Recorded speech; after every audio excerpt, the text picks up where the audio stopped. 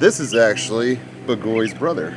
Bagoy's brother's name is Hootie. Hootie! What's going on, Hootie? I was being stupid one day carrying him out to the back, and I had a rat in my hand, and to keep his focus I kept tapping him as I'm walking and whatnot, and he grabbed the rat, but he also grabbed the thumb right here and the pinky right here and squeezed my hand together, so he was on my glove and nobody was around. The main reason we want to get them so used to all these new environments and people and whatnot is simply because we want to take these animals close to you guys, to your schools, to your events. We want to make sure that you guys have the opportunity to get up close and personal with the second largest owl on the planet. Okay, we'll make a, relax Bagoy. Oh, relax Bagoy, it's okay, relax. Oh, it's very nice, Fanny. Okay, he thinks you're just so high, he wants to fan you down. I said Chick-fil-A is not behind those woods, Bagoy. No, I'm not going to argue with you about that. I told you, they don't give me enough Chick-fil-A sauce. Oh, what is going on, beautiful people? I didn't see you there. Welcome back to my wild life. I'm hanging out with Bagoy, my beautiful Eurasian eagle owl, and he's just getting a little bit of exercise, stretching those beautiful wings. Look how big he's getting. And also, I'm here with Bera, my big Caucasian mountain dog. She's doing good too. It's really nice to walk around and really just enjoy time with my birds of prey, or my one bird of prey. I just wish I had a friend to share this with. Somebody else who did birds of prey stuff. Somebody else who's a bopper, you know, like bird of prey enthusiast. Is that a neighbor trespassing? Who is that? Did you say bopper? Guys, it's wildlife enthusiast and trespasser Justin Igualada, also known as Bite Force. What's going on, bro? Did you say bopper? I said bopper. Oh my goodness. Bro. You know, I just been hanging out back here for like 2 weeks, and I was just hoping that you were gonna come out with your bird so that we could bro it out. Bird bros, give kisses. Where have you been the past 8 months? Mostly in your backyard. I'm not dead. For everybody out there that keeps asking, I'm not dead. I've just been in the back of Chandler's house. It's much easier living. They said the last frontier. Oh my good God. He's real. He's there. Anyways, what's going on, beautiful people? I'm hanging out with my good friend Justin Igualada, and Should we hug it out? I just miss you. I just miss you. You just licked my shoulder? Was that the owl? That was me. Bird bros? Like bird bros? Bro. Boppers. Boppers? Bop it. Bop it? Bop it. Bop it. Get a little. Right, Bagoy? Oh, he's preening you. He's giving you a little bit of a groom. This is actually Bagoy's brother. Bagoy's brother's name is Hootie. Hootie! What's going on, Hootie? Guys, if you don't know who Justin is, if you haven't been with the channel in a while, you haven't been following up with what we do, Justin is a huge influence in my life. Not just is he a big brother to me, but he's also a big part of my learning curve in wildlife. He mentored me a lot with birds of prey, monkeys, basically taught me how to train my first animals. I like barely had training with how to train a dog, and he taught me how to train lemurs, how to high five and go into a kennel on command before I even trained my own dog. And honestly, I might need a little help with the dog. The dog's not listening. The owl listens better than the dog. The dog was really good today. He's been great. Yeah, all day long. Okay, sure. Where is she? She just disappeared too. Screw! Ready? Ready? Ready. Good girl! Good girl. Good girl, what are you doing? So should we tell them an interesting fact that I actually just learned about the other day? What? So check this out. So our good buddy Rick West, who produces these beautiful animals, we were talking on the phone the other day, and I just learned this. So these owls can have up to 4 eggs, and this is a very large species of owl, especially to have 4 eggs. Doesn't always happen. Usually it's 2 it's or like 3. 2 or 3. But it could do 4, and they could clutch consistently, so they could do up to 3 clutches. But what I found out that was interesting is they don't lay all the eggs at the same time. So they'll lay an egg, 3 days later they'll lay an egg, 3 days later they'll lay an egg. So even though these guys are siblings, if you take a look, see if you can get the back of him showing. Look at that. So if you look at Bagoy versus little Hootie over here, you can tell Bagoy's head's like a little thinner. His head feathers are coming in a little bit more. He's losing his pretty little skirt over here. Where Hootie over here still got his full little afro going on. He's got his full little skirt. And the reason being is that because the eggs are laid at intervals, the birds are not the same age. That is so Pretty cool. interesting stuff. And it probably makes it easier for survival, providing food for those birds down the road, right? Well, I would imagine that, and too, like if something comes by and swipes that one bird out of the nest, then there's another egg that's about to hatch sooner or later. I mean, it's my baby! complex. Oh, well, at least I have another.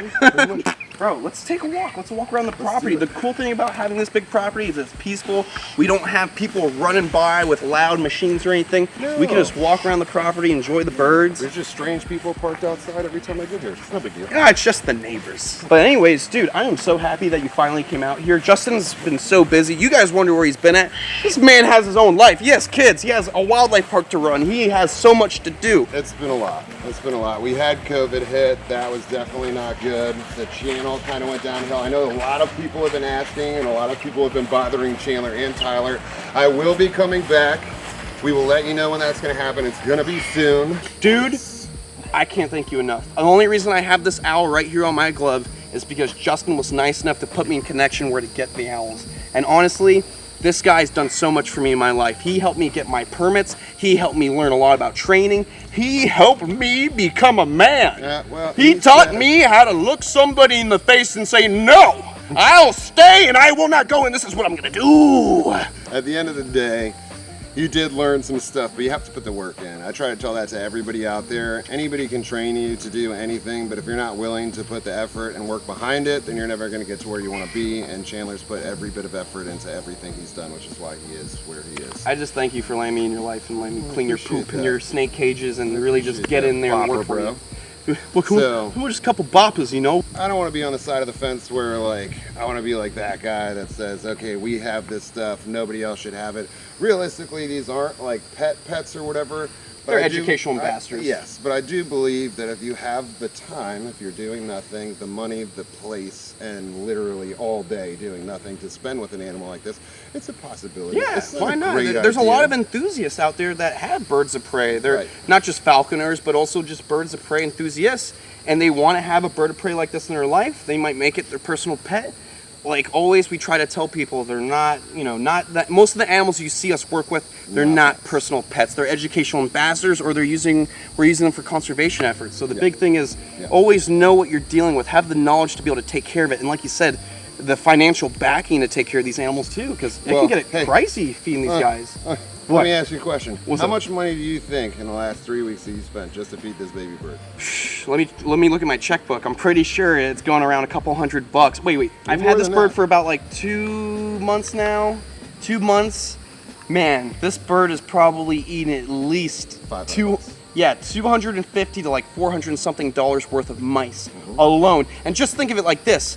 Just to pay for my whole entire reptile collection to eat frozen thawed rodents and chicks, that always costs around $500 to $600 every month, basically. So it costs a lot. And to get a bird of prey like this, holy smokes, every day they eat. So you gotta figure the reason they're eating so much is because they grow so fast. Literally, mom's kicking them out of the nest, boom, at about 4 months old. So kids, consider yourselves lucky with that 18-year stuff where you get to live with mommy forever. Right? I got kicked out at 16. These guys. Don't keep a king cobra on your bed.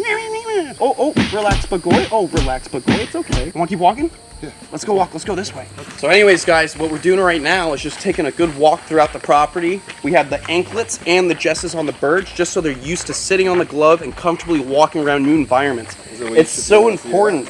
See, he's got his leash. He's ready to go just in case. It's all falconers equipment. Basically, it's relatively the same stuff that's used for all falconry. Different size stuff, maybe some different style stuff for different birds. But basically what it is equipment. So it's insurance to make sure the bird doesn't get spooked and fly away on you. Well, that's why we're doing what we're doing. We try and bring them around the dogs. They love the dogs. We try and bring them around as many people as we possibly can. We bring them outside so they can hear the noises, the wind. The main reason we want to get them so used to all these new environments and people and whatnot is simply because we want to take these animals close to you guys, to your schools, to your events. We want to make sure that you guys have the opportunity to get up close and personal with the second largest owl on the planet. I mean, that's what it's all about, interactions with wildlife. When we would go to parks as kids, what was our favorite thing to do? Hold the gator at the park, or touch the bird that they had on a glove out for people to hold, or hold a parrot or a boa. You know, it's all about that interaction, touching it, getting up close. Ruth, touch the owl, touch. Bagoy! Do you like Ruth? Oh, so happy! Oh, Bagoy! Woo-hoo! Look at him. He's grown so much since when I got him. I mean, put a photo of Bagoy the first night he came home. Look at that. He's a little fuzzball chicken chewing on my chin, trying to preen me. and now he's becoming a mature bird. So these birds of prey, these two beautiful owls, were actually housed in the same crib before they came to us. So they were throw hanging pictures out. of that up too? Yeah, let's throw some photos of these babies hanging out. So they know each other, and honestly, I want to know how they'll do with each other, because we have them next to each other. Will they even focus on each other? They're so stimulated outside with all the new noises, everything going on. They know each other. They don't give a hoot about each other. They really don't. But it's only been, it's been a couple of weeks they've been apart, so they definitely know each other. Generally speaking, if I were to have an owl like this that's not used to seeing other owls and I bring them around another owl, they're gonna do this gorgeous defensive posture, which you should probably find a picture of Puffy, that. puffy chicken. Throw it up too. Defensive chicken, go. So basically what it is it's a way to make themselves look bigger. So it's a very beautiful pose that they do, and that's when you know that your bird is super angry and very uncomfortable. Usually they'll do it when they see a dog or another bird or anything like that, but that's why it's very good to do the things that we do, especially like you've seen Chandler. I know you've seen Chandler walking around this bird everywhere he goes. Starbucks. Because every time I talk to him in the morning and he's at Starbucks, messing with everybody at Starbucks, Bagoy's in the back seat. He gets a hoot out of my jokes, what can I say? The end result for us is to fly these birds freely for two reasons. Number one, there's nothing cooler than setting your bird free, and that bird can do whatever it wants. If it wants to leave, it can leave. It could, but then it comes back to you, and it's a respectful working relationship. It also gives them fantastic exercise, especially for a very large bird like See this. that water bear attack me? I did. You have to be careful, Chandler. Give the water bear a marshmallow so we can get out of here. But the end result is for us to be able to fly these birds, and for shows too. Like Chandler said, nothing, even seeing the videos, man. I think it's cool to see stuff on videos, but when we were kids and you see something in person, it's way more. The first time I saw birds of prey in person, one of the most amazing things ever. I love you. You're my boy. You are my boy, my son. I'm sure you already told them about the talons and the Oh pressure. yeah, over 750 psi of pressure inside those talons. Yeah. That will stick that talon right through the entry and make it come out the other side. And Yeah, they call me Bite Force for good reason. I've had the other end of that one too. yeah, you've had the talons go in your hands a couple times. Yeah, with Bird, only once. It was my first bird, who you remember Bird. He Oh was yeah, the most Bird. amazing bird My ever. inspiration for Bagoy, honestly. Bird. I was being stupid one day, carrying him out to the back, and I had a rat in my hand, and to keep his focus, I kept tapping him as I'm walking and whatnot, and he grabbed the rat, but he also grabbed the thumb right here and the pinky right here and squeezed my hand together, so he was on my glove, and nobody was around, so it was just me for 20 minutes going. And you, And then I had to sit down and literally wait, because every time I move my hand, he thinks the rat's alive, so what do? They squeeze tighter. are you enjoying your walk around, huh? My little boy, my little baby. I love you so much, my son. My what? We should probably go have a seat. What do you mean? We should have a seat. I just have to talk to you about your son. Okay. You should be sitting. You should be seated. I don't know what Justin's gonna be showing us, but nothing's ever gonna break our bond up because you're my son and I love you. I love you so much. I didn't want to open it without you. I felt like we should do the reveal right. Okay. Chandler. You are not the father. You did not produce this bird. Give me that. You didn't produce it. Eurasian eagle owl, DNA section report. I know, but you've raised them as your own. You'll be fine. It's gonna be fine. All you have to do is just keep doing what you're doing.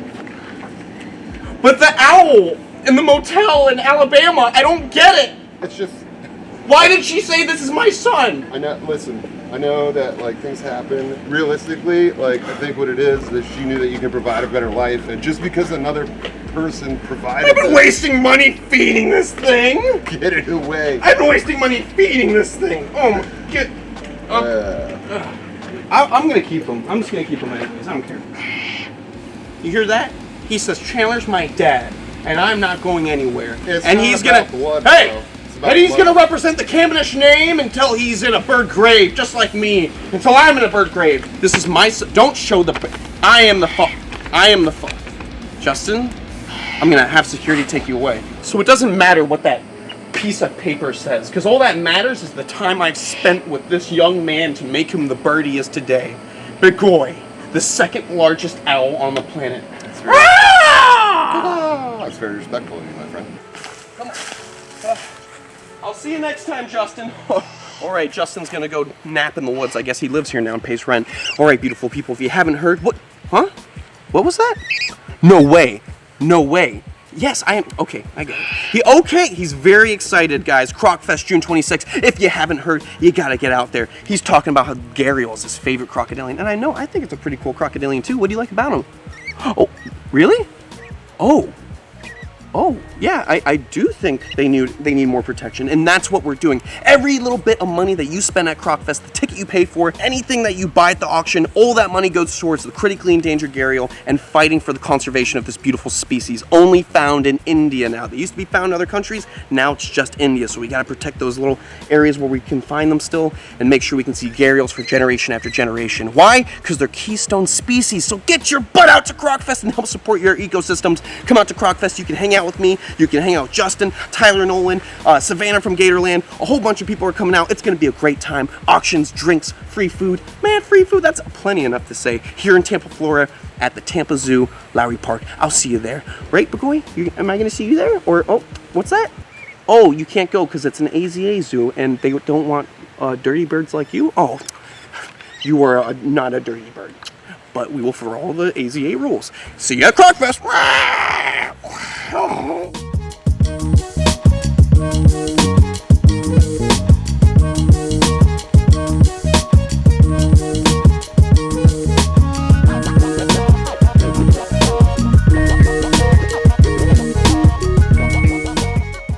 Oh, relax, Bagoy. Oh, relax, Bagoy. It's okay.